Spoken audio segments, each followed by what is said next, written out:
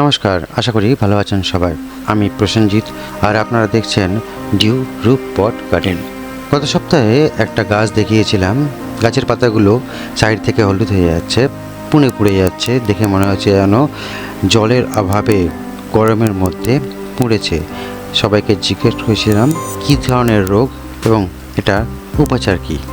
এই ধরনের গাছের মধ্যে যদি পাতা পুড়ে যাওয়া সমস্যা লক্ষ্য করেন, তাহলে মনে রাখবেন, যদি গরমকালে না হয়ে থাকে, গরম বাদে অন্য যে কোনো সময় হয়ে যায়, পাতাগুলো সাইড থেকে পুড়ে যাচ্ছে, আগার দিকটা বেশি পুড়েছে, তারপরে ধীরে ধীরে ওটা গোড়ার দিকে এসে পৌঁছাচ্ছে, তাহলে মনে রাখবেন এটা নিমাটোড আক্রমণের জন্য হয়ে থাকতে পারে। নিমাটোড মাটির মধ্যে থাকা ছোট্ট কৃমির মতো এক জীব, যারা গাছের শিকড়ের মধ্যে বাসা বেঁধে গাছের শিকড় থেকে রস চুষে খায়। নিমাটোড বিভিন্ন ধরনের হয়ে থাকে, অধিকাংশই রুট নট নিমাটোড বলা হয়ে থাকে। এই নিমাটোডরা গাছের শিকড়ের মধ্যে বাসা বাঁধে, কলোনি বানায়, বংশ বিস্তার করে এবং পরিবার পরিজন বন্ধু বান্ধব নিয়ে বসবাস শুরু করে। এর ফলে গাছ শিকড় দিয়ে মাটি থেকে প্রয়োজনীয় পুষ্টি উপাদান সংগ্রহ করতে পারে না। আস্তে আস্তে গাছের পাতায় খাদ্যের অভাব হয়ে গাছের পাতার আগা থেকে গোড়ার দিকে শুকিয়ে যেতে থাকে। ক্রমশ এই রোগ বৃদ্ধি পেলে গাছ মারাও যেতে পারে। এর উপাচার দু চারটি আছে। ন্যাচারাল সহজ উপাচার হচ্ছে মাটি চেঞ্জ করে দিন, মাটি ফেলে দিন, নতুন মাটি ব্যবহার করুন, কিন্তু শিকড়ের মধ্যে যে নিমাটোডগুলো রয়ে গেল সেগুলো সহজে মারা যাবে না। তাহলে দ্বিতীয় উপায় হচ্ছে মাটি চেঞ্জ করার সাথে সাথে ওই টবেই কিছু গাঁদা গাছের বীজ পুঁতে দিন। গাঁদা গাছের বীজ পুঁতলে গাঁদা যে গন্ধ, এই নিমাটোডরা সেই গন্ধ সহ্য করতে পারে না এবং ওই টব থেকে ওরা তখন দ্রুত পালিয়ে যেতে চায়। পালিয়ে গেলে আলটিমেটলি আপনার টব থেকে বেরিয়ে যাবে। টব এবং পালিয়ে যাওয়ার রাস্তা মানে নালির মধ্যে অন্য কোনো টব রাখবেন না, যাতে গিয়ে ওই টবে ওরা ঢুকে বাসা বাঁধতে পারে। কাজেই টবের আশেপাশে নালি অবধি ব্লিচিং পাউডার দিয়ে দিন। নিমাটোড যদি বেরিয়ে যায় তাহলে মারা যাবে। আচ্ছা, এটা গেল ন্যাচারাল পদ্ধতি। দ্বিতীয় পদ্ধতি হচ্ছে কেমিক্যাল বা বায়োকেমিক্যাল বলতে পারেন। অর্গানিক পদ্ধতিতে সারাতে চাইছি, সেই জন্য কিছু মেটেরিয়াল উৎকর্ষ থেকে অর্ডার দিয়েছিলাম, আজ তাদেরই আনবক্সিং করব। বাকি কি করে কি করতে হবে পরের ভিডিওতে জানাবো।